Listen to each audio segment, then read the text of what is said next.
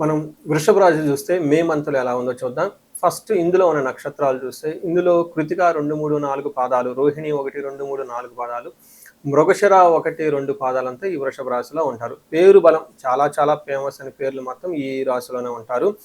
ఈ ఊ ఏ ఓ వా వి ఊ వే ఓ అన్న అక్షరాలంతా కూడా వృషభ రాశిలోనే అంటారు. చాలా చాలా ఫేమస్ ప్రసిద్ధి వెంకటేశ్వర స్వామి పేరు బలం ప్రకారం వృషభ రాశి కిందే వస్తారని గమనించాలి. మన 4 గ్రహాలు మారుతున్నాయని చెప్పుకున్నాం. అందులో 11వ తారీఖు కుజుడు, తర్వాత శుక్రుడు వచ్చేటప్పటికి 14వ తారీఖు, 15వ తారీఖు బుధుడు, సూర్యుడు ఈ 4 గ్రహాలు మారటంతో ఎలా ఉంటుంది రాశి వాళ్ళకి చూస్తే లఘు గోచారము, సూక్ష్మ గోచారం అన్న ప్రకారం గమనిస్తే వీళ్ళకి 12వ తారీఖున ధనచ్ఛేదం అంటే 12లో ఉండటం వల్ల సూర్యుడు వల్ల ధనచ్ఛేదం, ధనం విపరీతంగా ఖర్చు అయ్యే అవకాశం ఎక్కువగా ఉంటుంది. స్థాన నాశనం, ఉద్యోగంలో చాలా జాగ్రత్తగా ఉండాలి, చాలా ఇబ్బంది పడే అవకాశం ఉంటుంది. వ్యాధులు వచ్చే అవకాశం ఉంటుంది. ధనక్షయం, ధన లాభం రెండూ చూపిస్తూ ఉంటుంది. ఓ పక్క ధనం గురించి మీరు చేసే ప్రయత్నాలు, ప్లానింగ్లన్నీ చక్కగా నెరవేరుతూ ఉంటాయి, కానీ ఓ పక్కన వచ్చిన ధనం కూడా కోల్పోతూ ఉంటుంది. సో చూసారు కదండి, కొంచెం మిక్స్డ్గా ఉండే అవకాశం ఉంటుంది. మనం డీటెయిల్డ్గా కనుక చూసుకుంటే సూర్యుడు 12 నుంచి ఫస్ట్ హౌస్కి మారటంతో కొంచెం ఇబ్బంది పెట్టే పరిస్థితిలో సూర్యుడు ఉన్నారని గమనించాలి. ముఖ్యంగా ఉద్యోగంలో ఇబ్బంది పడే అవకాశం ఉంటుంది, బాస్తో గొడవలయ్యే అవకాశం ఉంటుంది. మీ చుట్టూ ఉన్న వాళ్ళని మిమ్మల్ని ఏదో ఒక విధంగా పక్కకు లాగాలి అని చూసేవాళ్ళు ఎక్కువ ఉంటారు. బయట జాబుల మార్కెట్ బాగలేదు కాబట్టి కొంచెం జాగ్రత్తగా ఉండటం ఎంతైనా అవసరం. గవర్నమెంట్ అఫీషియల్స్ తోటి, హైయర్ అఫీషియల్స్ తోటి ఒక్క మెట్టు కొంచెం వెనక్కి తగ్గి ఈగోకు పోకుండా కొంచెం హంబుల్గా జాగ్రత్తగా ఉండాలని చెప్పేసి నేను కోరుకుంటున్నాను. ఇక్కడ బయట మార్కెట్ బాగలేదు కాబట్టి మీ బాస్ మీతో అలా ఉన్నా ఆయనకేదో ఒక ప్రెషర్ ఉంటుంది, వాళ్ళ బాస్ కూడా ఏదో ఒక ప్రెషర్ ఉంటుంది. టోటల్గా కొంచెం వాతావరణం ప్రెషర్ఫుల్గా ఉంటుంది కాబట్టి అందరూ చాలా సహనంగా, పేషెన్సీగా ఉండాలని చెప్పేసి నేను కోరుకుంటున్నాను. పర్టికులర్గా జాబ్ విషయంలోనూ, బాసుల విషయంతో, ఉన్నతాధికారులతో జాగ్రత్తగా ఉండాలని గమనించుకోండి. తర్వాత మనకి సంస్కృతంలో ఏమని చెప్తారంటే ఫస్ట్ హౌస్లో సూర్యుడు ఉండటం దేహాతి సతతం కాలతిక్రమణ భోజనం బంధుమిత్ర సుహృద్వేష చంద్రరాశిగతౌ రవి అని చెప్తారు. అంటే ఈ టైంలో శారీరకంగా అలసట ఉంటుంది, సంతాపం, తర్వాత ఏమవుతుంది మనసులో ఏదో ఒక సంకోచం, బాధగా ఉంటుంది, టయానికి భోజనం చేయకుండా ఉండటం, బంధువులతోటి, మిత్రులతోటి, ఫ్రెండ్స్ తోటి లేకుంటే గొడవలు పడే అవకాశం ఎక్కువ ఉంటుందని గమనించాలి. కొంచెం ట్రావెలింగ్ ఎక్కువగా అవాయిడ్ చేస్తే మంచిది ఈ రాశి వాళ్ళు. ఎందుకంటే 15వ తారీఖు ఈ జన్మరాశిలోకి సూర్యుడు రావడంతో బాడీ డీహైడ్రేషన్ అయ్యే అవకాశం ఎక్కువగా ఉంటుంది, గ్యాస్ట్రైటిస్ ఎక్కువ వచ్చి ఉంటుంది, తద్వారా చెస్ట్ పట్టుకున్నట్టు ఉండే అవకాశం ఉంటుంది. దీనికి తోడు ప్రెషర్ యాడ్ అయితే ఇంకా కొంచెం హార్ట్ పేషెంట్స్ ఎవరైనా ఉంటే సున్నితంగా ఉన్న సమయం కాబట్టి జాగ్రత్తగా ఉండండి. డైట్ అంతా చేంజ్ చేయండి, ఎండలో తిరగండి, జావా లాంటివి తాగండి, చక్కగా చద్దన్నం లాంటి మార్నింగ్ చక్కగా తింటూ ఉంటే బాగుంటుంది. అనవసరమైన క్లాషెస్కి ఈగోస్ పోకుండా బాగా మంచి డిసిప్లిన్ మెయింటైన్ చేయాల్సిన అవసరం అయితే ఈ టైంలో ఉంది. కుజుడు 12వ ఉండటంలో రావటంతో ఇది కొంచెం అగైన్ మిక్స్డ్గా ఉంటుంది. 12వ స్థానంలో కుజుడు ఉంటే ఏం చెప్తారు? ప్రవాసం వ్యాధి పీడాంచ బంధువైర్యం ధనక్షయం దేహ పీడాంచ సంచారం ద్వాదశ స్థానకే కుజ అంటారు. అంటే ఇక్కడ కూడా దేహ పీడనం, శారీరకంగా చాలా ఇబ్బంది పడుతూ ఉంటుంది. ప్రవాసం అంటే ఉన్న ప్లేస్లోంచి దూర ప్రాంతాలు వెళ్ళే అవకాశం ఎక్కువగా ఉంటుంది. అక్కడ రోగాలు వచ్చే అవకాశం ఉంటుంది, బంధువులతో కొంచెం ఇబ్బంది పడే అవకాశం ఉంటుంది. సంచారం, వృధా సంచారం, అనవసరంగా అటు ఇటు బాగా తిరుగుతూ ఉండే అవకాశం ఉంటుంది. అయితే ధనానికి ఎట్టి పరిస్థితుల్లోనూ లోటేముందు, చక్కగా ధనం వస్తుంది. మానసికంగా టెన్షన్గా ఉంటారు. ఇది కొంచెం గమనించుకొని యోగా, మెడిటేషన్ చేయడం ఎంతైనా అవసరం.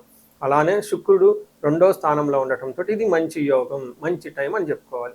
ఓ పక్కన సూర్యుడు ఇబ్బంది పెడుతున్నా శుక్రుడు బాగా 2వ స్థానంలో ఉండటంతో కలిసి వస్తుంది. ఏ ప్రకారంగా అంటే కుటుంబ సౌఖ్యం, ఆరోగ్యం, స్త్రీ సల్లాభం, యశత్కరం, దేహ సౌఖ్యం, వస్త్రలాభం, ద్వితీయ స్థానగే శుక్ర భృగునందనే అంటారు. అంటే కుటుంబంలో సౌఖ్యంగా ఉంటారు, తర్వాత ఆరోగ్యం బాగుంటుంది, స్త్రీలతో చక్కగా కలివిడిగా కలిసి ఉంటారు. ఇన్ కేస్ ఎవరైనా స్త్రీలు అయితే వాళ్ళ ఇంట్లో కానీ బయట వాళ్ళతో కానీ, పురుషులు ఎవరైనా ఉంటే జెంట్స్ వాళ్ళతో చక్కగా కలిసి మంచి డిస్కషన్ చేసుకుంటూ ముందుకెళ్ళిపోతూ ఉంటారు. దేహ సౌఖ్యం, హెల్త్ అంతా చాలా బాగుంటుంది.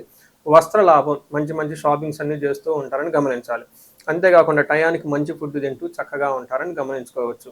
అయితే ఇప్పుడు నక్షత్రం ప్రకారం చూసుకుంటే కృతిక, రోహిణి, మృగశిర 3 నక్షత్రాలు ఉన్నాయి.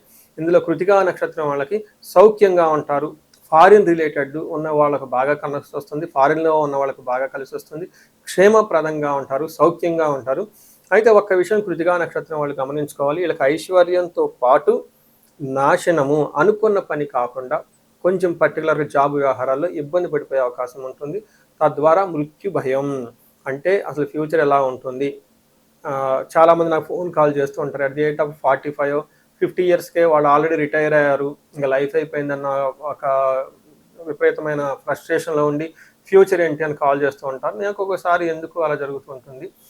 టాప్ సెలబ్రిటీస్ చూడండి, వాళ్ళ వయసు ఎలా ఉంటుందో, ప్రైమ్ మినిస్టర్ చూడండి వాళ్ళ వయసు ఎలా ఉంటుంది, అంతేందుకు ట్రంప్ వయసు చూడండి వాళ్ళకి ఎలా ఉంటుందని చెప్తూ ఉంటాను.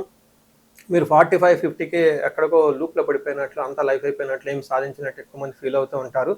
అలా ఏమీ అవుతుందండి. లైఫ్ రాజయోగాలు ఎప్పుడు ఏ మూమెంట్లోనే వచ్చేసి ఎప్పుడైనా అవుతూ ఉంటారు. ఈ రాశి వాళ్ళు కొంచెం మృత్యు భయం, అందుకని భయపడైతే అవసరం లేదు, చక్కగా ఉండాలని గమనిస్తున్నాను.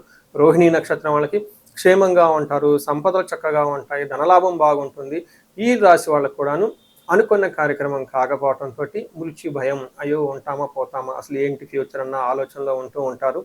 అలానే మృగశిర నక్షత్రం వాళ్ళకి క్షేమంగా ఉంటారు, సౌఖ్యంగా ఉంటారు, ఫుడ్ చక్కగా తింటూ ఉంటారు, లాభప్రదంగా ఉండే మాసం అని గమనించుకోవాలి. తర్వాత వీళ్ళకి మృత్యు భయము ఉంటుందా పోతుందా ఎలాంటిది అనే దానికి భయపడుతూ ఉండే అవకాశం ఎక్కువ ఉంటుంది. వృషభ రాశి వాళ్ళకి స్పెషల్ నోట్ అండి. ఈ రాశి వాళ్ళు బాగున్న రాశిలో ఇది ఒక రాశి. చిన్న చిన్న అవాంతరాలు వస్తూ ఉంటాయి కాబట్టి దాని గురించి మీరు పెద్దగా ఇబ్బంది పడని అవసరం ఏం లేదు.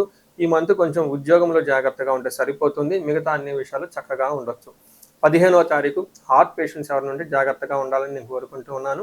వీళ్ళకి పరిహారం చూసుకుంటే ఇండివిజువల్గా మీరు చూసుకుంటే సూర్యుడికి ఆర్ఘ్యం ఇవ్వటము, సూర్య నమస్కారాలు చేయటము, సూర్య అష్టకం చదవటం చేస్తూ ఉంటే చక్కగా ఉంటుంది. దీనితో పాటు ఆంజనేయ స్వామి గుడి కనుక ఎక్కువగా విజిట్ చేయటం, సుబ్రహ్మణ్యేశ్వర స్వామి గుడి విజిట్ చేయటం, కందులు 1 కేజీ దానం చేస్తూ ఉంటే చక్కగా ఉంటుంది. ఈ రాశి వారికి అష్టైశ్వర్యాలు కలగాలని చెప్పేసి నేను కోరుకుంటున్నాను. ఈ రాశి వారికి ముఖ్యంగా ఎవరైతే ఏజ్ 35 నుంచి 45 మధ్యలో ఉన్నారో వాళ్ళకి ఒక రీసెర్చ్ గ్రూప్ లాగా స్టడీ చేస్తున్నాను నేను. ఎవరికైనా గనక ఆర్థికంగా ఇబ్బందులు పడిపోతూ ఉంటే స్వర్ణలక్ష్మి విశేష హోమం అని ఉంటుంది, దాన్ని చక్కగా జరిపించుకోండి. తద్వారా మీకు బహుముఖ ఆదాయము, వనరుల ద్వారా వచ్చే అవకాశం ఉంటుంది, మల్టీ సోర్సెస్ ఆఫ్ ఇన్కమ్ వస్తుంది. అంతేకాకుండా భార్యాభర్తల మధ్య చాలా చక్కగా అన్యోన్యంగా ఉండాలి, అభివృద్ధి జరగాలనుకున్నప్పుడు అన్యోన్య దాంపత్య పాశుపత అభిషేకము లేదా విశ్వావసు గంధర్వరాజ అభిషేకం అని ఉంటుంది, దాన్ని చక్కగా జరిపించండి. అంతేకాకుండా చాలాసార్లు మేము చండీ హోమాలు ఎక్కువ జరిపిస్తూ ఉన్నాము. లాస్ట్ మంత్ చూసుకుంటే చాలా చండీ హోమాలు చేసాము. ప్రతి ఒక్కళ్ళకు కూడా శత్రు బాధలు ఉన్నా, లేదంటే కోర్టు వ్యవహారాల్లో సరైన అట్టిడి కాకుండా మధ్యలో ఆగిపోతున్న, మీరు ఆఫీసుల్లో ఒక మంచి మేనేజర్ లెవెల్ పొజిషన్లో ఉండి సీనియర్ పొజిషన్లో ఉన్న, మీ మీద ప్రమోషన్ రాకుండా అడ్డుపడుతున్న వేరే వాళ్ళు మీకు కావాలని ఇబ్బంది పెడుతున్నా కానీ ఇలాంటి వాళ్ళు చండీ హోమం చేయించుకున్నా, అలానే రాహు దశ ఎవరికైతే నడుస్తుందో వాళ్ళంతా రాహు అంతర్దశలో వాళ్ళు ఉన్నారో చండీ హోమం చేయించుకుంటే చాలా బాగుంటుంది. అంతేకాకుండా ఇది పిల్లలకి అకాడమిక్ టైం కాబట్టి మనకి విద్య బాగా రావటానికి మనకి 3 రకాల దేవతలను ఉపాసన చేస్తూ ఉంటారు జనరల్గా. హయగ్రీవ స్వామి, మేధా దక్షిణామూర్తి, నీలా సరస్వతి. మీ యొక్క ఇండివిజువల్ యొక్క జాతకం చూపించుకొని ఒక్కసారి ఆ యొక్క మీ యొక్క జాతకానికి అనుగుణంగా ఏ దేవతలకు సంబంధించిన ఉపాసన చేస్తే బాగుంటుంది, ఆరాధిస్తే బాగుంటుందో తెలుసుకొని తద్వారా ఆ యొక్క దేవతలకు పర్టికులర్ మేధా దక్షిణామూర్తికి మూలమంత్ర జపము, హోమము, దానాలు ఇవన్నీ చేసుకుంటూ ఉంటే అకాడమిక్స్లో పెర్ఫార్మెన్స్ వచ్చే అవకాశం ఎక్కువ ఉంటుంది. ఇవి కాకుండా మీకు ఎలాంటి సమస్య ఉన్న, కాలసర్ప దోషం ఉన్న, పర్టికులర్గా వివాహానికి ఇది మ్యారేజెస్ టైం కాబట్టి మీకు 28 సంవత్సరాలు 27 వచ్చి ఇంకా వివాహం పోవట్లేదంటే ఖచ్చితంగా ఏదో ఒక దోషం ఉంటుంది. అవన్నీ చూపించుకుంటూ ఉంటే చూపించుకొని పరిహారాలు చేయించుకుంటే తీవ్రతను బట్టి చక్కగా పెళ్ళే అవకాశం ఎక్కువ ఉంటుంది.